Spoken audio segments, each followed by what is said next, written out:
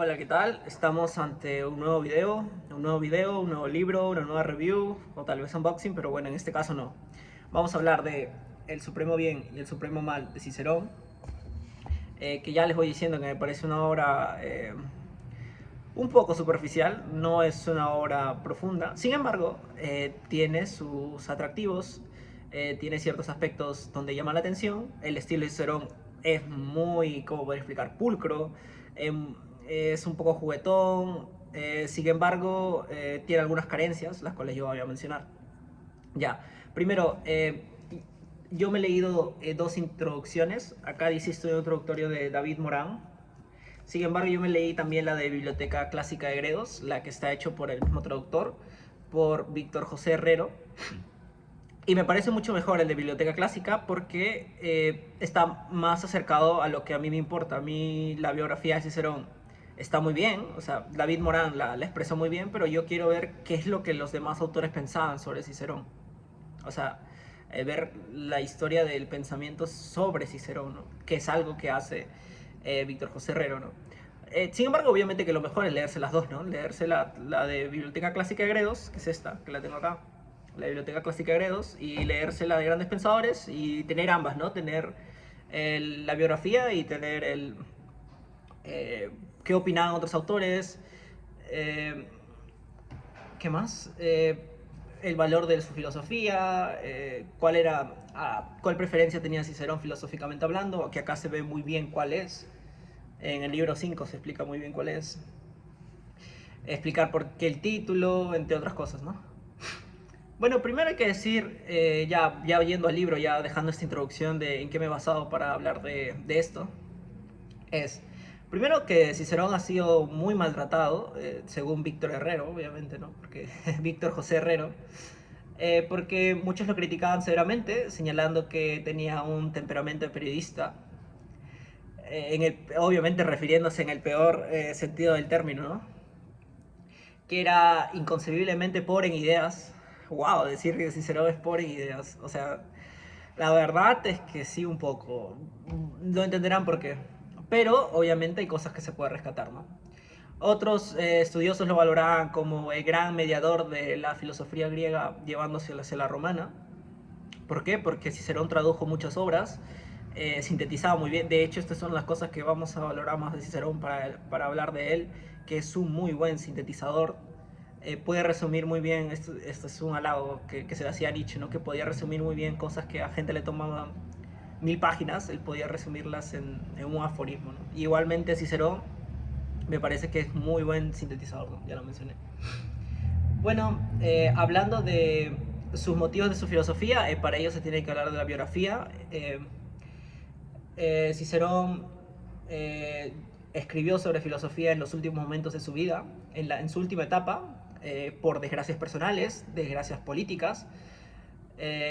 Hubo, obviamente la desgracia política importó, pero el punto clave fue la muerte de su hija Tulia, bueno, lo que consideran los expertos, ¿no? Los expertos en este caso Víctor Herrero, que en base a la muerte de su hija Tulia, confiesa que buscaba una manera de remediar este dolor, ¿no? De la muerte, ¿no? Consolarse ante la muerte.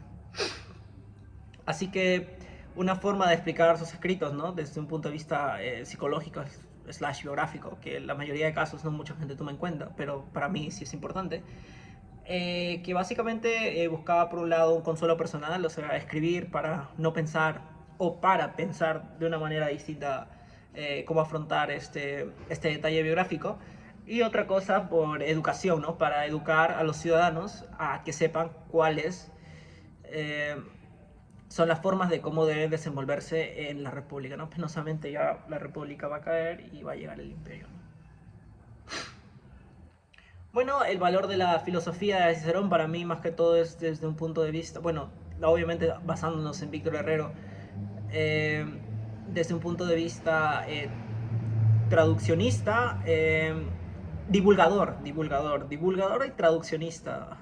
¿Por qué traduccionista? Porque hay que recordar que para el latín habían ciertas palabras, en esa época habían ciertas palabras que no se podían traducir del griego, por lo cual Cicerón que tradujo muchas obras, ha traducido el Timeo. Bueno, no, sí se menciona que se tradujo el Timeo, menciona que también trató de traducir la Odisea, que va a ser para mí un punto muy importante que va a decir Cicerón en el libro 5, entre otras cosas. Así que básicamente Cicerón creó un lenguaje en el cual puedan apoyarse las nuevas generaciones que vean usando latín para poder filosofar. O sea, creó el lenguaje, que es algo que de hecho Cicerón criticaba a los estoicos, que ya también veremos próximamente. Bueno, estamos hablando de la introducción, ¿no? Que Cicerón tampoco no solo tradujo, sino que trató de darle su propia interpretación de lo que entendía. A ver, esto creo que está en alguna página, libro. A ver, 2.6, ¿no? A ver, lo tendré acá. Si no lo tengo. A ver, la filosofía no ha sido objeto. Ya, mira, esto lo menciona. Libro 1, 6. Libro 1, 6. Página 203 de Grandes Pensadores, la edición que nos manejamos. La filosofía no ha sido objeto de atención hasta nuestros días y no ha recibido ninguna luz de las letras latinas. A mí me toca darle esplendor y vida, de manera que, si en mi vida activa he sido de alguna utilidad a mis conciudadanos, desearía también prestarles algún servicio si me acompañan las fuerzas desde mi retiro. Y debo poner todo mi empeño en este campo, sobre todo porque se dice que existen ya muchos libros escritos sin criterio alguno, por autores que indudablemente son personas magníficas, pero carentes de los conocimientos suficientes. Básicamente Cicerón está diciendo que mucha gente ha tratado de hablar de la filosofía, de condensarla, de esto, pero en griego, y lo que él busca es traducir términos que no tenían el idioma para poder crear para la posteridad, para la formación de los ciudadanos. Hay que recordar que Cicerón obviamente estuvo envuelto políticamente hablando. Y de hecho, por eso mismo yo creo que sería mal prejuzgar a Cicerón en filosofía, porque él estaba en otros campos, ¿no? No sé, es como criticar a Aristóteles por no hablar mucho de música, ¿no? Cuando él la rompía en lógica, cuando él la rompía en botánica, cuando él la rompía en retórica. O sea, obviamente que hay ciertos campos donde quiero ver que también es Cicerón, ¿no? Que, por ejemplo, tiene tratados políticos. Yo quisiera leerme su tratado político. También tiene un sobre la oratoria, que es el que más estoy interesado, porque de Cicerón se habla que es un gran retórico. De hecho, lo que nos queda es su retórica, bueno, etcétera, etcétera. Bueno, obviamente vemos la preferencia filosófica. Haciendo un spoiler, esto más que todo está en los peripatéticos y los académicos. Rechaza el epicureísmo, rechaza a los estoicos, y ve bueno, que su idea política más que todo acerca de que esto no debe ser particular, sino que debe ser en general para todos, ¿no? Por ello se siente más, también muestra un poco de eclecticismo, que es agarrar un poco de ciertas ideas de un lado hacia otro y no formularlas, no ordenarlas sistemáticamente, sino agarrar lo que cree que es mejor de cada sistema filosófico, ¿no? Bueno, de ahí la adaptación, como mencioné, obviamente que la lengua latina es mucho más concreta que la griega. Ya mencioné el carácter de que falta un lenguaje filosófico abstracto antes de Cicerón. Así que tuvo que inventar expresiones, ¿no? Como el telos, el edone, el arete. Disculpen, no sé griego. Pero estas palabras ya lo sabemos, ¿no? Telos, fin, arete, virtud, edone, placer, ¿no? Así que básicamente trataba de traerles la nueva, ¿no? Bueno, el título del tratado sobre los fines, ¿no? O sea, se entiende el supremo bien como el fin último, el fin al que todos nos vamos, no como fin material, ¿no? No es que Cero está diciendo cuál es el fin para yo obtener la mayor riqueza, sino desde una forma moralizantes a donde todos debemos de ir, ¿no? ¿Cuál es el camino correcto donde todos debemos ir? ¿Cuál es el último camino? O sea, ¿cuál es el fin de mi camino? Fin en el sentido de último, ¿no? O, bueno, y el supremo mal, que es lo que se busca evitar, ¿no? Bueno, ya la composición son cosas que las que no puedo hablar, ¿no? Porque Cicerón se basa en autores que ya voy a mencionar en el libro, ¿no? Se basa un poco Aristóteles, Epicuro, Zenón, Zenón el estoico, Antíoco, y trata de reelaborar sus doctrinas desde su perspectiva, ¿no? Este libro está dividido en tres. Hay una primera jornada, que es del libro 1 al libro 2, donde se habla sobre el epicureísmo. eh, y se le refuta. En el libro 1 ponen las tesis a favor de la teoría de Epicuro, y en el libro 2 se refutan. En el libro 3, ya la segunda jornada, que está conformada por el libro 3 y el libro 4, Cicerón defiende el estoicismo en el libro 3 y luego lo critica en el cuarto libro. Y en el quinto libro, ya suponiendo, porque no hay un libro sexto, o sea, se presupone de que en este libro es donde está la doctrina que piensa Cicerón o que apoya a Cicerón, ¿no? Porque no hay un libro sexto que lo refute. Bueno, ya vamos a pasar del libro, ya mucha introducción, pero por eso digo que es una muy buena introducción. Ya me olvidé el nombre, era Herrero, ¿no? José Herrero, Víctor José Herrero. Ya. A ver, discúlpenme un poco, estoy un poco enfermito, pero no mucho, pero un poco sí. Bueno, hay una... Bueno, está acá. Estas disputaciones tisculanas, de cual no voy a hablar. Bueno, se da una pequeña... En la versión de Biblioteca Clásica de Hebreos te da una pequeña... un pequeño resumen de lo que acontece en cada libro. Sin embargo, en la versión de Grandes Pensadores no lo hacen. O sea, presuponen de que, de que no necesitas el resumen. Solo eran 2 páginas nada más, no entiendo por qué no lo hicieron. Hay una pequeña sinopsis. Ya, el primer libro consiste en que se reproduce una conversación mantenida entre Cicerón en su vida de Cumas y sus jóvenes amigos Lucio, Manlio Torcuato y Gallo Valerio Triario. Así que este libro se compone con cierta numeración. Miren, hay una cierta numeración, hay una sinopsis del libro 1 para luego pasar al libro 1. Sin embargo, en la versión de Biblioteca Clásica de Hebreos no hay esa sinopsis. No está. Y esa sinopsis busca resumir, ¿no? Bueno, ya hablamos del libro, ¿no? Ese es un detalle que quería mencionar. Bueno, el libro 1, Torcuato sostiene que la naturaleza, porque todos estos libros hablan sobre la naturaleza, enseña que todos los seres vivos buscan placer y evitan el dolor. Y Epicuro, notando esto, definió el bien supremo como el placer, como un placer estable, que no llega ni al exceso ni al desenfreno, y que todos los demás fines eh, ¿cómo lo podría explicar? Se jerarquizaban debajo de eso, o sea que el placer era lo más importante y por ejemplo cosas como la amistad se buscaban por ello, ¿no? No es que se buscara la amistad porque es algo intrínseco, o sea que tenga valor por sí mismo, sino por el placer, porque es placentero estar con personas, ¿no? En este caso para Epicuro. El placer es el principio y el fin de la vida feliz, y lo juzgamos como norma para juzgar si algo es bueno o malo, ¿no? A ver, vamos a ver, este es el 29. Vamos a ver qué dice Cicerón exactamente. A ver. Este es 16, 29, ¿no? También tengo algunos apuntes. A ver. A ver.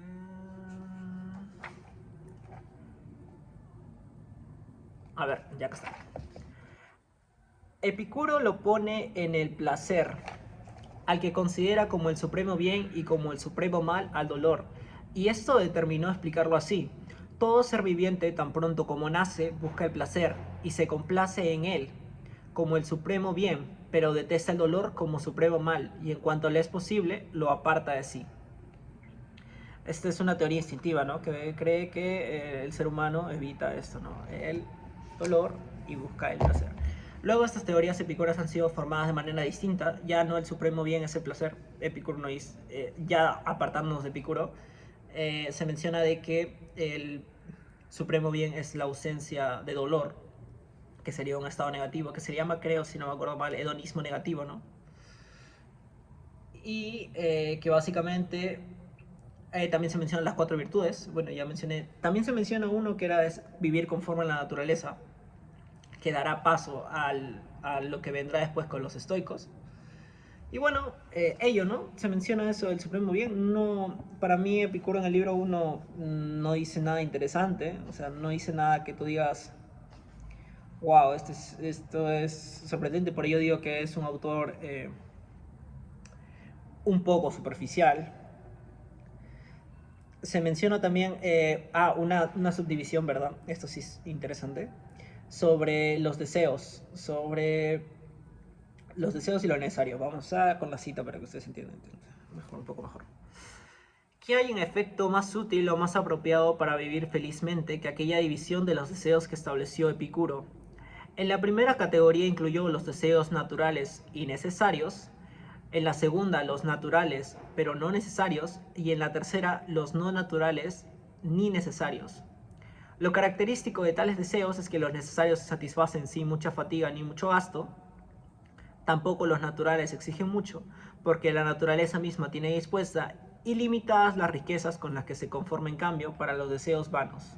Es simple hallar límite ni medida. No, para los deseos vanos es imposible hallar límite ni medida, no refiriéndose de que en una búsqueda de la riqueza no hay límite, porque una vez... Esto es como cuando se piensa... A ver, ¿cómo podría ser? Ya.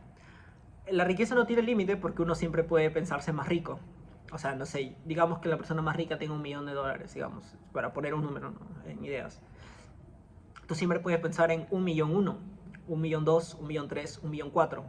Esto es algo que Kant también menciona, Immanuel Kant, al referirse al espacio, ¿no? Que si uno imagina el límite del espacio, puede imaginarse, digamos que este es el límite, de que puede poner su mano más allá. ¿Y qué sucede si yo voy más allá? O sea, una persona siempre cuando ve un límite puede imaginarse más allá de ese límite. Y esto refiriéndose a la riqueza, ¿no? Bueno, esta subdivisión es muy interesante, ¿no? Lo que me sorprende es que no se menciona una cuarta, porque la primera es deseos naturales sí y necesidad sí, o sea que es natural y necesario. En la segunda que es natural pero no necesario, y la tercera que no es natural ni es necesario. Entonces, ¿en dónde está lo que no es natural pero sí es necesario? O sea, están diciendo como que puede existir que algo no es natural y que no sea necesario. O sea, si existe algo natural que sea contingente. Esa es la pregunta que está detrás. ¿Existe algo natural que sea contingente? Yo no sé, la verdad. ¿Qué puede ser natural y que no sea contingente?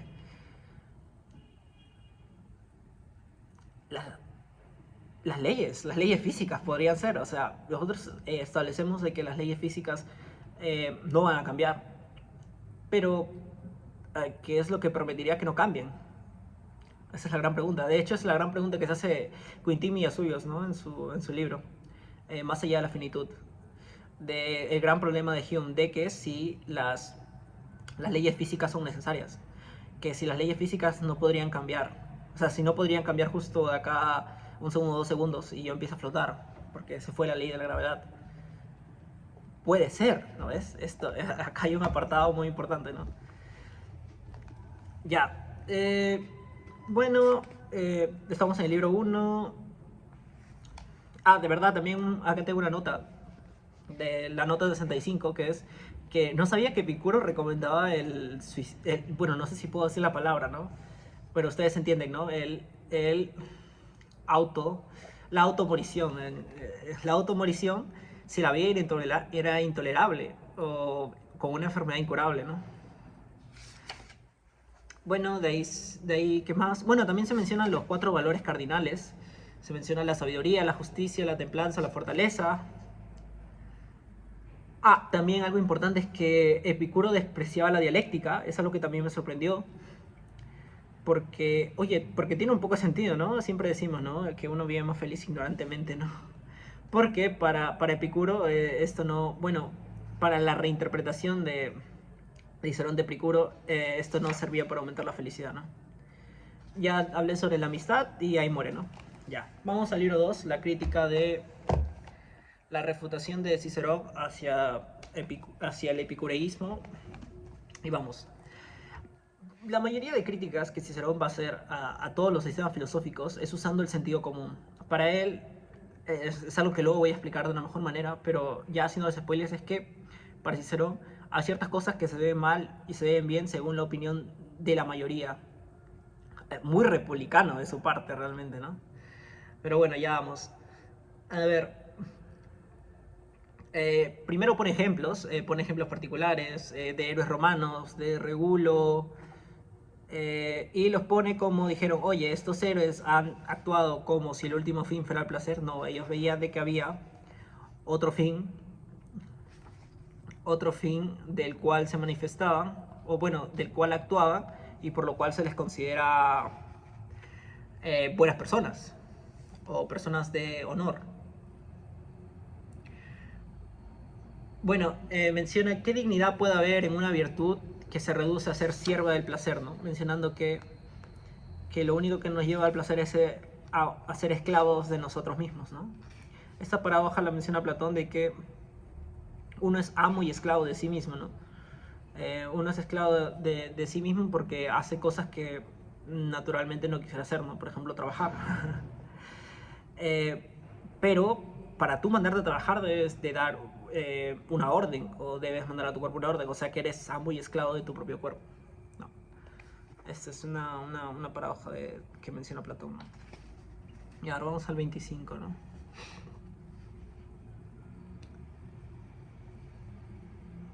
A ver, ¿dónde está? Ah, acá está. Menciona, a ver, sin embargo, ni de que... Ah, verdad, esto es de que... ¿Cómo tenéis vosotros por costumbre? Ah, ya. Este es acerca de las personas que consumen alcohol y comen de más. He aquí un hombre sebrero que no cree que el libertinaje sea condenable por sí mismo, y por Hércules, Torcuato, a decir verdad, si el placer es el supremo bien, con toda razón no lo cree. No desearía yo, en efecto, figurarme cómo tenéis vosotros por costumbre a esos libertinos que vomitan en la mesa y son sacados de los banquetes, y que al día siguiente, sin haber hecho aún la digestión, comienzan a engullir de nuevo, individuos que, como dicen, no han visto ponerse ni salir el sol, y que por haber derrocado sus patrimonios se encuentran en la miseria, ¿no? Demostrándose de que cuál es el límite del placer. Si uno busca simplemente el placer, va a terminar como estas personas de que en las fiestas o en los banquetes terminan tomando, vomitando, y que ni siquiera han acabado la digestión y comienzan otra vez a engullir este tipo de alimentos, ¿no? De acá menciona que el opuesto del dolor no es el placer, sino la ausencia de dolor. También menciona sobre que el placer es inestable, que basta el dolor para destruirlo. O sea, que puede ser que un placer se pueda convertir en un dolor, y que esto puede destruir el supremo bien del cual estábamos pensando, por lo que no puede ser fundamento de la vida, ¿no? Porque es inestable. Y también reducir la justicia a un cálculo de conveniencia, o sea, de calcular cuál es lo que me conviene a mí o no me conviene, cuál es lo que me va a generar más placer y cuál es el que me va a generar menos, quita la grandeza de la moral, ¿no? Menciona que es muy atractivo desde un punto de vista particular el placer, ¿no? Como fin, pero que desde un punto de vista social no lo es, ¿no? También menciona que cuando nosotros juzguemos feliz la vida no por la exclusión del mal, sino por la obtención del bien, ¿sí? Y no por la inacción. Acá menciona de que el bien se debe buscar haciendo las cosas, no esperando que vengan. Se menciona las 4 virtudes que ya mencioné. ¿Qué más apuntes dice? Menciona, para el sabio Epicurio también es soportable el dolor, porque siempre podrá encontrar alivio en los recuerdos de los placeres pasados. Por ello, en cualquier momento de su vida, y gracias a esa facultad evocadora del pasado, tendrá mayor abundancia de bienes que males, ¿no? Que ve de una manera estúpida a los epicúreos que recuerdan su pasado, sus grandes honores, sus grandes orgullos, pero de que vive miserablemente actualmente, ¿no? Y menciona de que cómo esto es posible, ¿no? Si el sabio no es del pasado, sino que es presentemente sabio, ¿no? O presentemente virtuoso, o presentemente que vive bien. A ver, por acá hay un ejemplo. A ver, hay un ejemplo. Ah, mira. En cambio, no me atrevo a decir a quien pongo por delante este, hablará por mí la virtud misma, y no obrá en situar por encima de ese vuestro hombre feliz a Marco Regulo, que por su propia voluntad, sin ser constreñido por ninguna fuerza que no fuese la palabra empeñada al enemigo, volvió desde su patria a Cartago. A este, atormentado allí por las vigilias y el hambre, lo proclama la virtud más feliz que Torio mientras bebía en medio de un perfume de rosas, ¿no? Se menciona de que a ver, espérate, ¿dónde está mi apunte? Bueno, que era una persona que tenía una salud perfecta, una gran simpatía, una vida repleta de todos los placeres. Agastatorio... No está, vivía de un tal modo que no había placer por refinado que fuese el que no rebosara.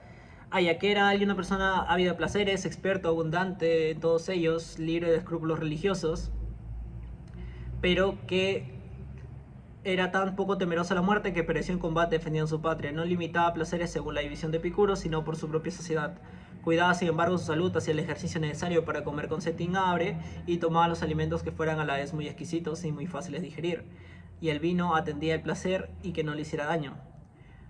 Se procuraba de todos los demás goces sin los cuales Epicuro afirma que no puede comprender qué es el bien. Estaba libre de todo dolor y si alguno le hubiera sobrevenido no lo habría soportado con debilidad, aunque habría recurrido a los médicos más que a los filósofos.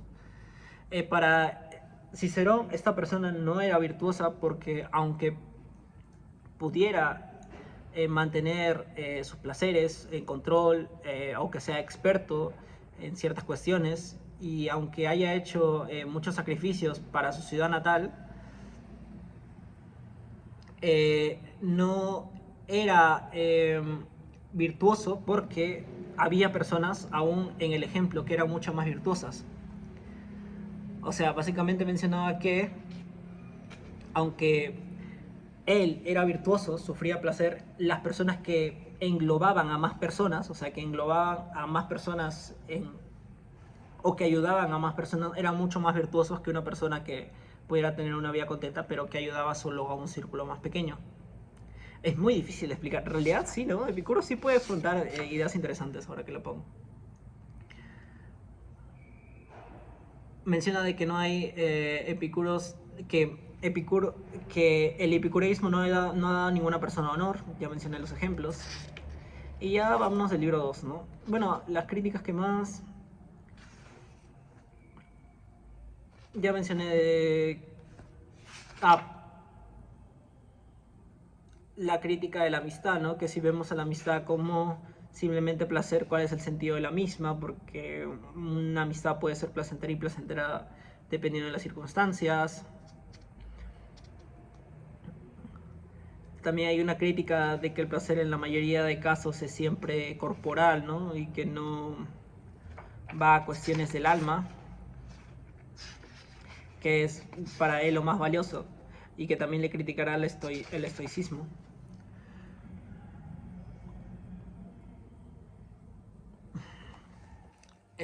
Cita a Cicerón. Pues si en el cuerpo mismo hay muchas cosas que deben preferirse al placer, como las fuerzas, la salud, la agilidad, la hermosura, ¿qué diremos del alma, en el cual aquellos doctísimos sabios de la antigüedad creyeron que había algo celestial y divino? Pero si el supremo bien consistiría en el placer, como vosotros decís, sería deseable pasar los días y las noches, sin intervalo alguno, en el más intenso placer, moviéndose todos los sentidos, como impregnando de toda clase de deleites. Mas ¿quién hay digno de llamarse hombre que desee pasar un día entero en esta clase de placeres? Los cirenaicos sin duda no lo rehusan, vuestros adeptos proceden de esto con más pudor, pero quizás son aquellos más consecuentes. O sea, menciona de que hay mejores cosas que el placer, por ejemplo, la fuerza, la salud, la agilidad y la hermosura. O sea, que el placer es algo que nos aleja de lo divino y nos vuelve y nos acerca más a lo animal, ¿no? mencioné que el supremo... Y ya está, vamos al libro 3, ¿no? Sí, mucho me demoró en el libro 2 y además en una cita no entendí bien qué es lo que... No entendí yo ni siquiera mi nota a pie de página. Tengo que mejorar mis notas. Es que yo no estoy acostumbrado mucho a escribir notas y por ello, bueno, tengo que mejorar esto.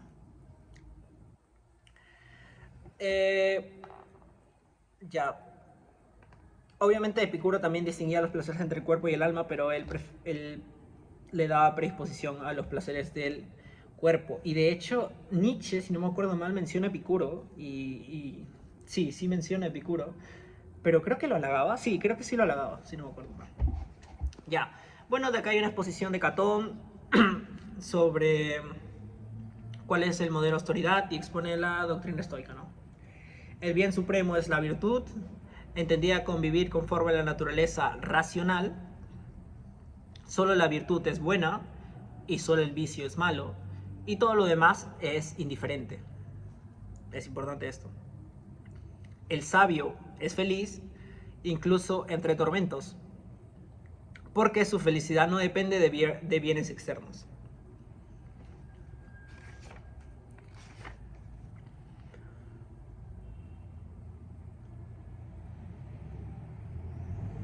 A ver, ¿dónde está mi apunte?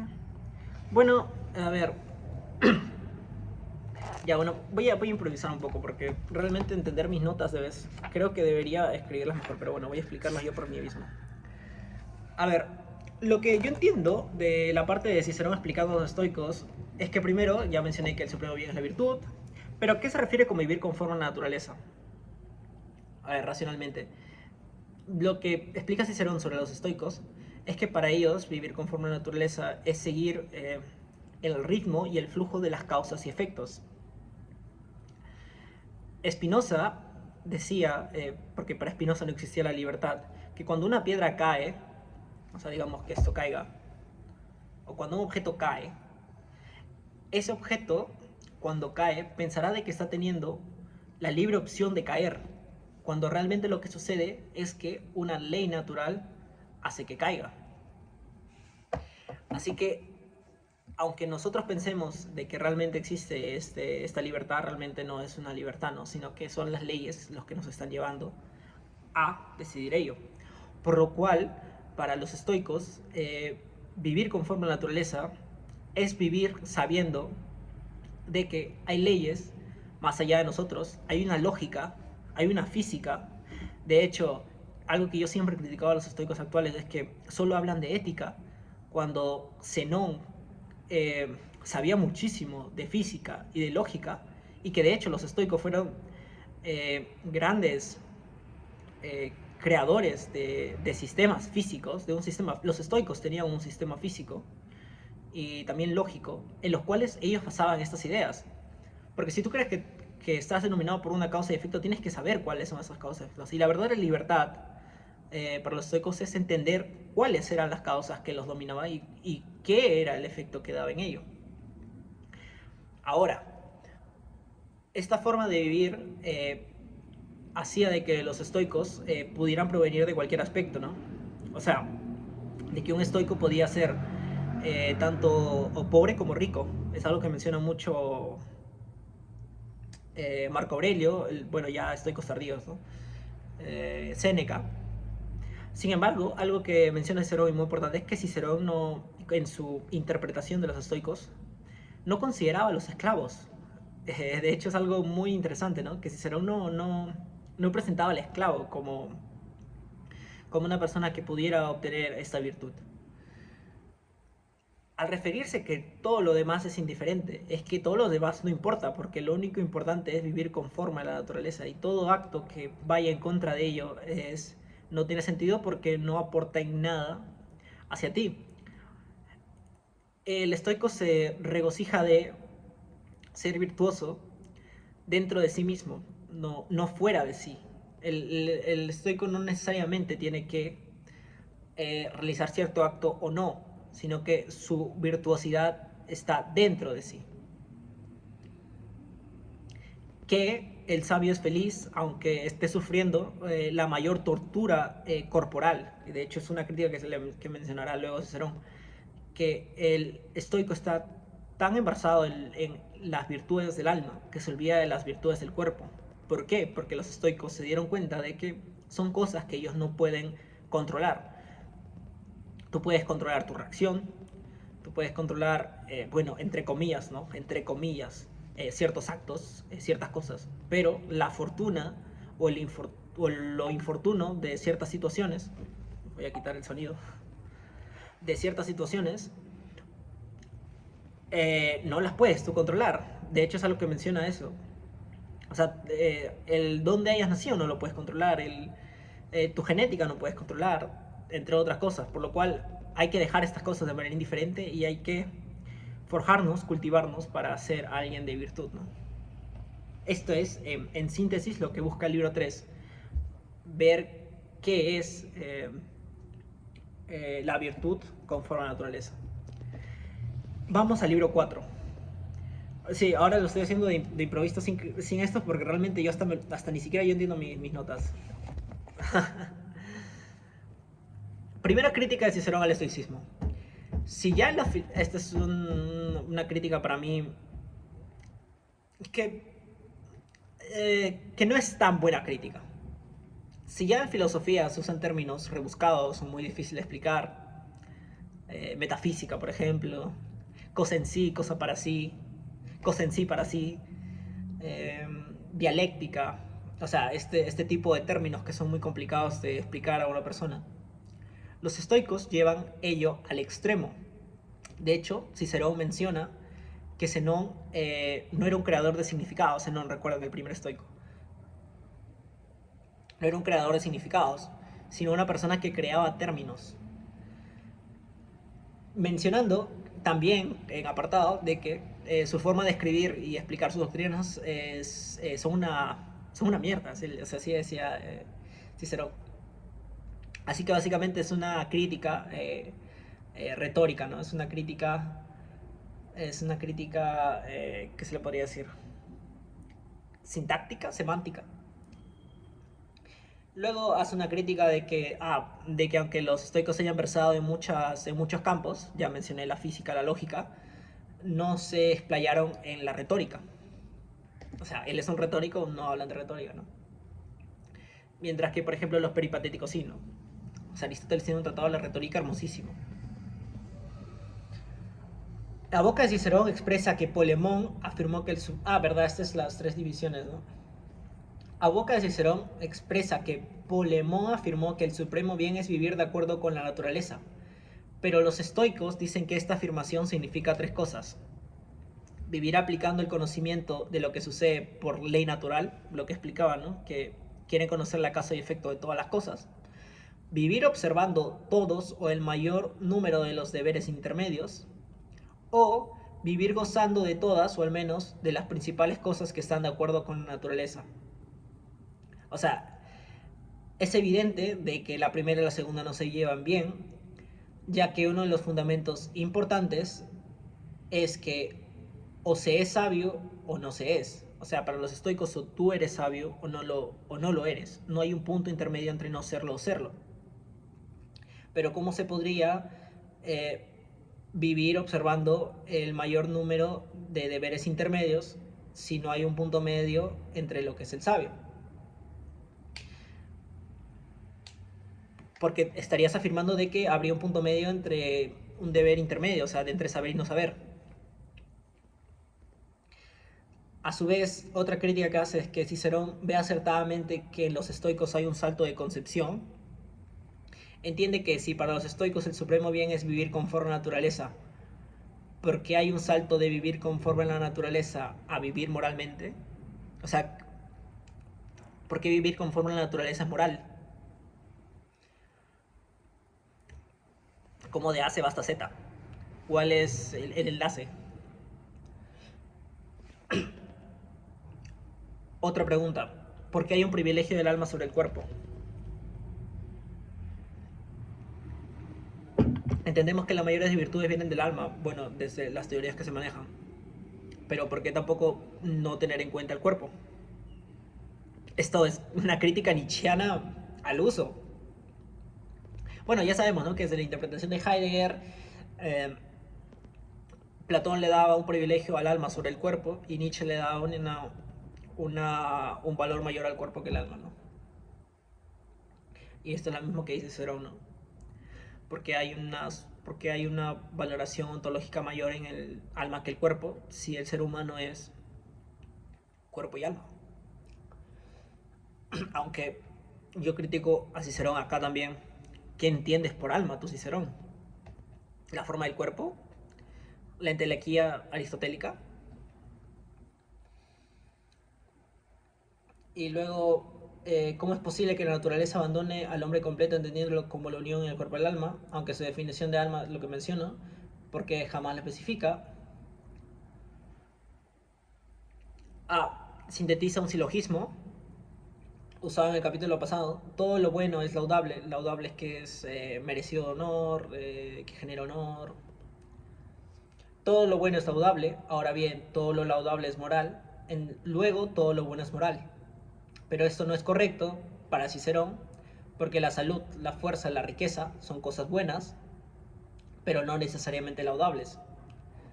Y esto se basa en Aristóteles y Genócrates, ¿no?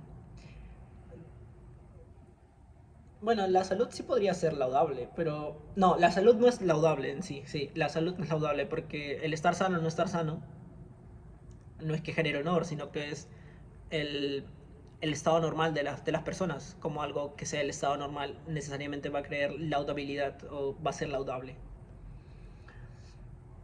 Así que con esto ya hay una refutación, no sé, hay un caso, si mencionas que todo lo laudable es moral, pero hay un caso en el que no sucede, entonces en este caso se rompe el silogismo. Y también hay que entender qué es lo que entiende bueno Cicerón, ¿no? Es muy complicado. El problema, creo, de Cicerón es que no explica sus propios términos y como es tan ecléctico, es que usa cierto significado según le convenga en la discusión.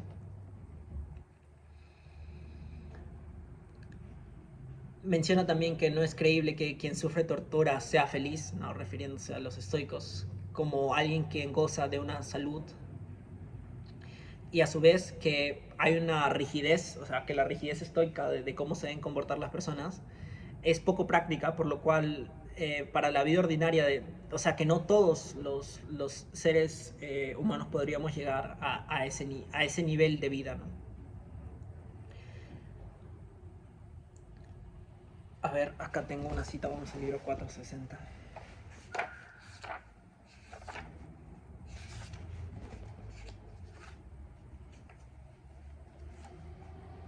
Estas disputaciones estos escuelanas. 60.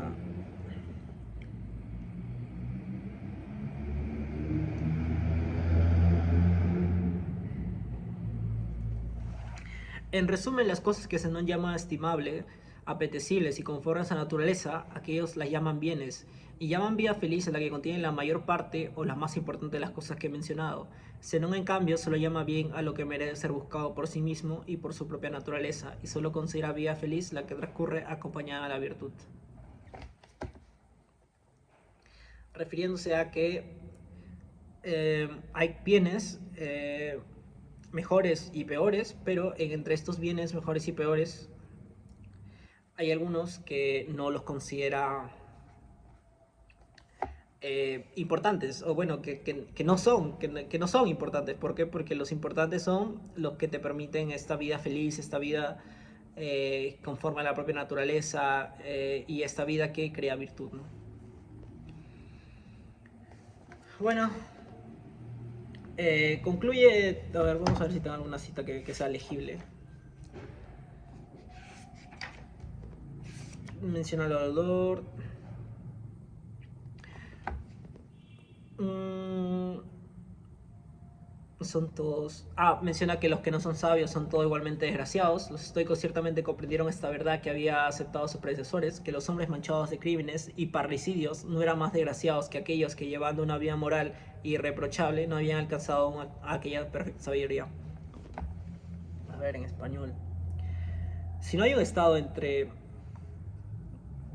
entre el sabio y el no sabio, ¿cómo podríamos delimitar que un criminal y una persona que no es sabia, porque si ven que es conforme, si no es conforme, no es conforme a la naturaleza, no es moral, ¿cómo podremos discernir que la otra persona es peor que la otra? O sea, que una persona que ha cometido crímenes es peor o igual de desgraciada que una persona que, aunque haya vivido una vida moral e irreprochable, no ha alcanzado aún la perfecta sabiduría, si no hay un estado intermedio.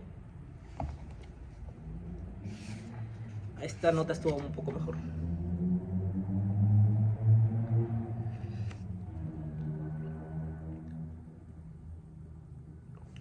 La cita de Aristóteles, cita de Aristóteles, Cicero. ¿Cuál es pues la causa de estos apuros?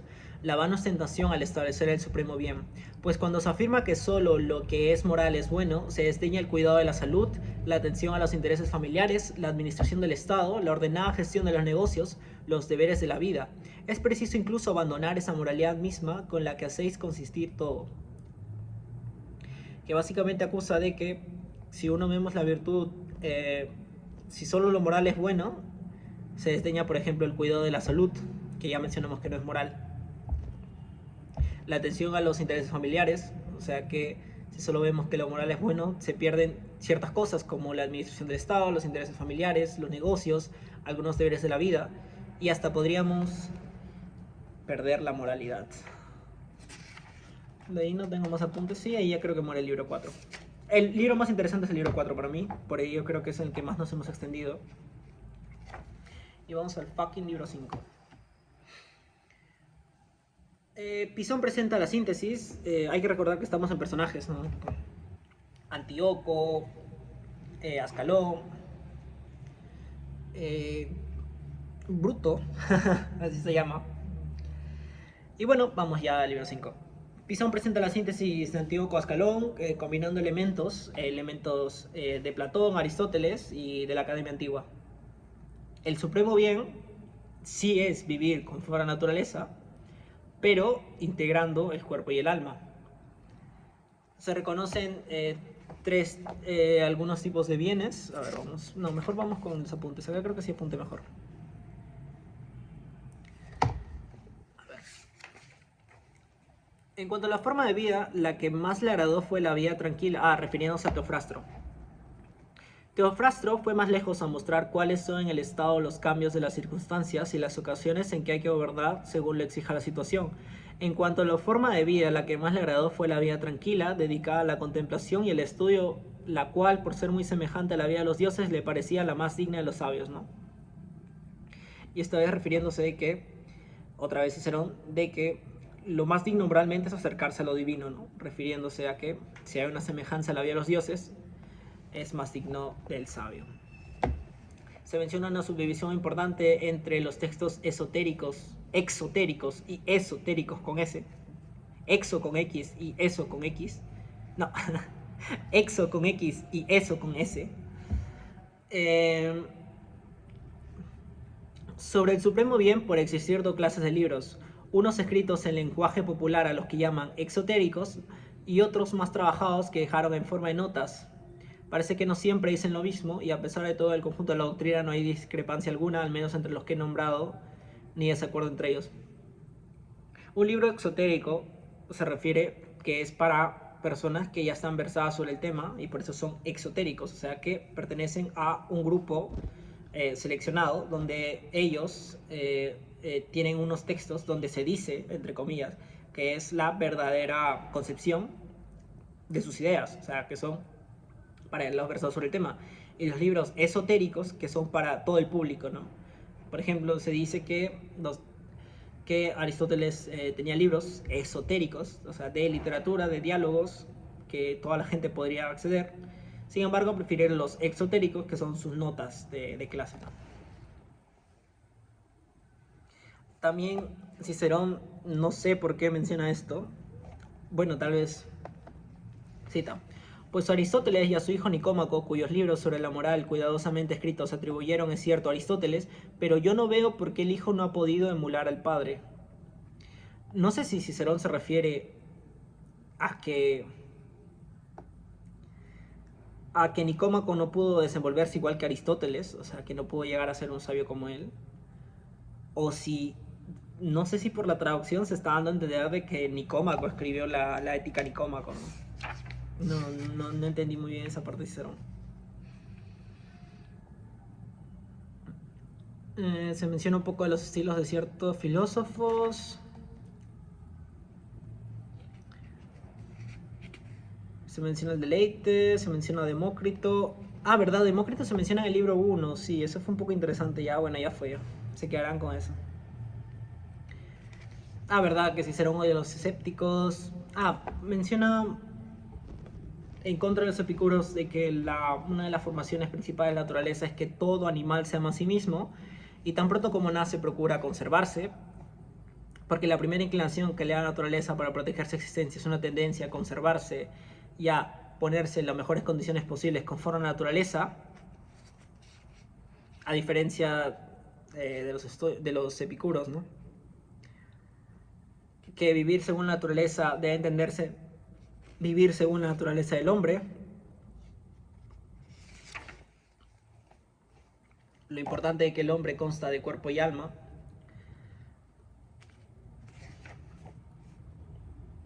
Ah, verdad, esta subdivisión. Toda persona para Cicerón nace con algo llamado talento y virtud.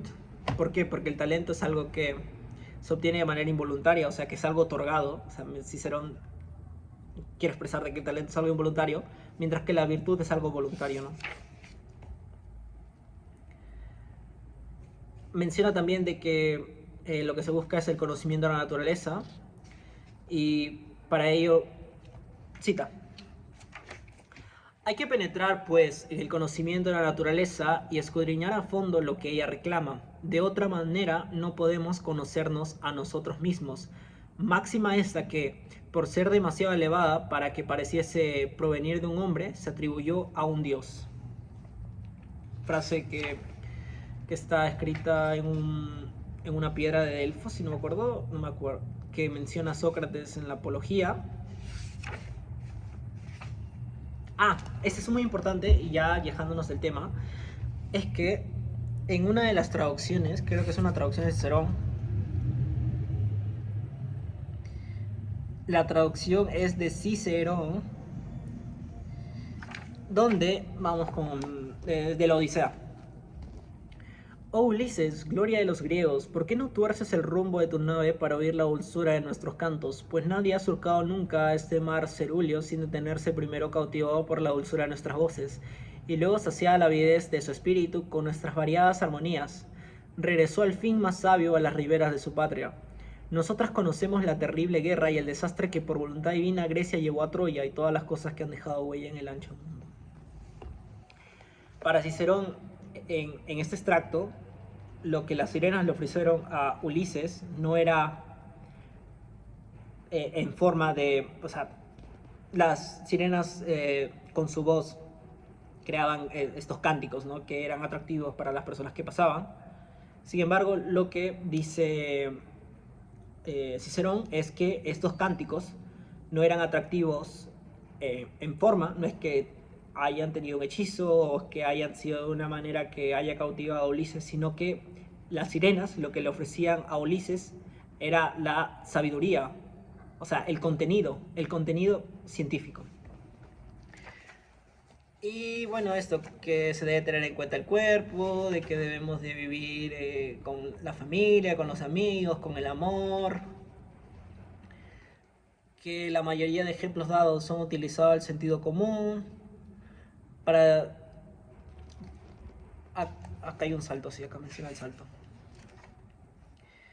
Donde menciona quién no detesta a este traidor, quién no detesta a Pulo Numitorio de Fregelas, quién no alaba a Codro, quién no aborrece el nombre de Tubulo, quién no ama a Arístedes. O sea, menciona ejemplos particulares para explicar de que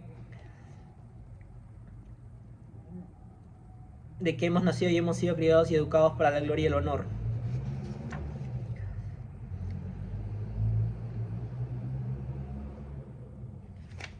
Por ello, No, pues, o sea, que los estoicos dirían este tipo de relaciones, pero nosotros las vemos como muy importantes.